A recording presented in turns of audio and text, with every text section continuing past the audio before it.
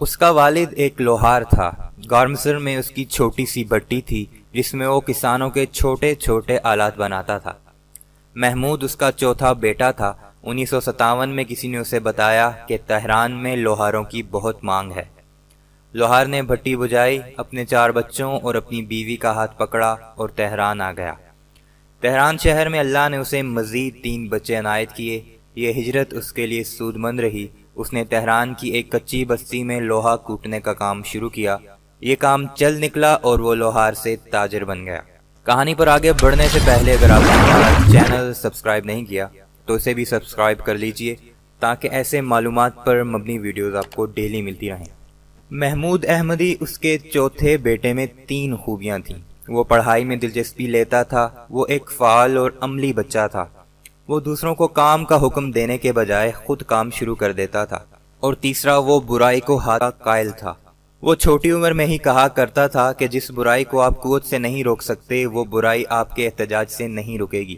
محمود کے والد نے اسے اسکول میں داخل کرا دیا۔ محمود ایک اچھا طالب علم ثابت ہوا اور پڑھتا چلا گیا۔ اس نے اسکول سے تعلیم حاصل کی، وہ کالج میں گیا اور وہاں سے یونیورسٹی میں اس نے سول انجینئرنگ میں داخلہ لیا۔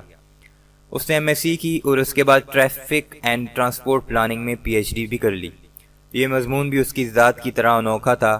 اس کے ممتحن نے اسے وجہ دریافت کی تو اس نے جواب دیا، ٹرانسپورٹ اور ٹریفک 21ویں صدی کا سب سے بڑا مسئلہ ہوگا۔ پی ایچ ڈی کے بعد اس نے سائنس اینڈ ٹیکنالوجی کی یونیورسٹی میں پڑھانا شروع کر دیا۔ وہ ڈاکٹر محمود احمدی نیاد ہو گیا۔ ڈاکٹر محمود احمدی کے والد اسے سرکاری افسر بنانا چاہتے تھے، لیکن اس کے رجحانات میں توازن نہیں تھا۔ وہ ایک طرف تعلیم و تدریس کے جنون میں بھی مبتلا تھا اور دوسری طرف عملی جہاد کا شیدائی تھا۔ 1980 میں جب ایران عراق جنگ شروع ہوئی تو وہ سپاہ پاسداران انقلاب میں شامل ہوا اور ایران کی مغربی سرحد پر لڑنے لگا۔ اس دور میں اس نے ریکارڈ کامیابیاں حاصل کی۔ اس جنگ کے بعد اس نے اپنے چند ساتھیوں کے ساتھ مل کر کرد لیڈر عبد الرحمن کو ویانا میں گولی مار دی۔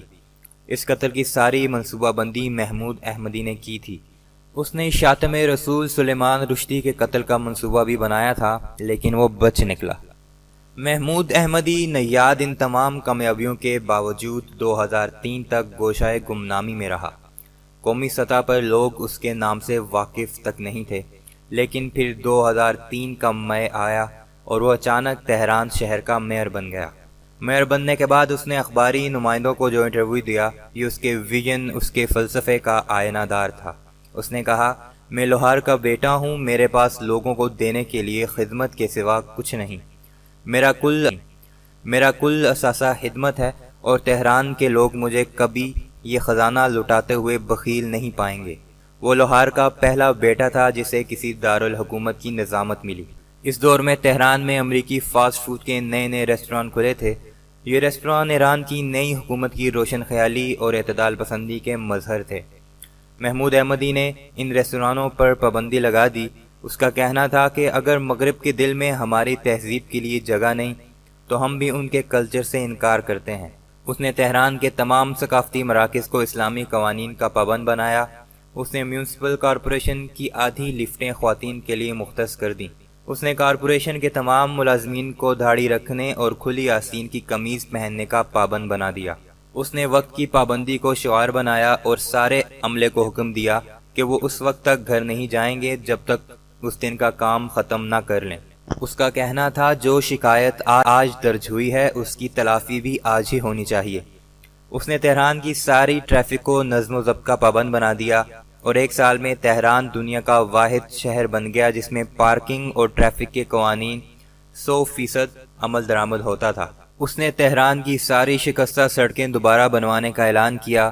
شاہراہ سازی کے اس عمل میں بھی اس نے ایک انوکھا اصول وضع کیا۔ اس نے اعلان کیا کہ ہم غریب بستیوں سے سڑکیں بنانا شروع کریں گے اور آہستہ آہستہ بڑی شاہراہوں کی طرف آئیں گے۔ محمود احمدی تہران کا پہلا میئر تھا جس نے تہران کی مضافات کی ساری سڑکیں وسیع اور پختہ کیں، جس نے تمام سڑکوں پر لائٹس لگا دیں۔ اس نے نوبیافتہ جوڑوں کے لیے قرضوں کا پروگرام شروع کیا۔ وہ کہتا تھا، جو شخص شادی کرے وہ دوسرے دن کارپوریشن سے قرضہ لے اور نئی اور آزاد زندگی شروع کرے۔ اس کی ذاتی زندگی تکبر سے پاک تھی۔ اس نے میئر کی سرکاری رہائش گاہ استعمال کرنے سے انکار کر دیا۔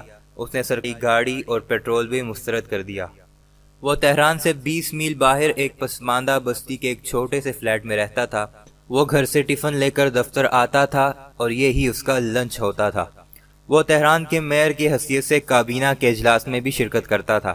کابینہ میں اس کے خیالات باغیانہ ہوتے تھے۔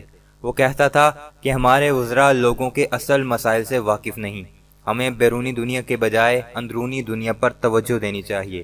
اس خیالات کے باعث کابینہ کے اجلاس میں اس کی شرکت پر پابندی لگا دی۔ 2005 میں دنیا کے 65 بہترین میئروں کی فہرست بنی۔ محمود احمدی نژاد کا نام اس فہرست میں شامل تھا۔ یہ فہرست دنیا کے 550 میئرز کی پرفارمنس دیکھ کر بنائی گئی تھی اور اس میں ایشیا کے صرف 9 میئر شامل تھے۔ محمود احمد ایران کا پہلا میئر تھا جس نے یہ اعزاز حاصل کیا۔ محمود احمدی نژاد 2005 کے الیکشن میں صدارتی امیدوار بن گیا۔ ان کے بغیر الیکشن لڑنے کا اعلان کیا۔ اس کے مقابلے میں علی اکبر ہاشمی نے الیکشن مہم پر $5 ملین خرچ کیے۔ محمود احمدی نژاد اپنی الیکشن مہم کے دوران صرف ایک نعرہ لگاتا رہا کہ میں لوہار کا بیٹا تھا، میں میئرشپ کے دوران بھی لوہار کا بیٹا رہا اور میں صدر بن کر بھی لوہار کا بیٹا رہوں گا۔ وہ کہتا تھا میں تمہیں امریکہ کی غلامی سے نجات دلاؤں گا۔ مغربی میڈیا کا کہنا تھا نژاد 11 ستمبر کے بعد دنیا کا واحد صدارتی امیدوار تھا جو اپنی تقریروں میں امریکی تعلقات کو للکارتا تھا۔ لوہار کا یہ بیٹا 25 جون 2005 کو ایران کا صدر منتخب ہو گیا۔ اس نے ایران کی تاریخ میں سب سے زیادہ ووٹ لیے۔ اس کی کامیابی پر امریکہ کے ایک ٹیلی ویژن نے تبصرہ کیا کہ یہ 1980 کے بعد ایران میں امریکہ کی دوسری شکست ہے۔ جب نتائج کا اعلان ہوا تو لوگوں نے کہا کہ نژاد نے امریکی نفرت کو کیش کرایا۔ یہ امریکی ثقافت کی شکست تھی۔ یہ نژاد کی نہیں، خدمت، سادگی اور اخلاص کی فتح ہے۔ نژاد کی یہ فتح ثابت کرتی ہے کہ عوام ہمیشہ ایسے لوگوں کو اپنا حکمران دیکھنا چاہتے ہیں جو ان کے مسائل سمجھتے ہوں، جو حلیے سے ان جیسے ہوں اور جو ان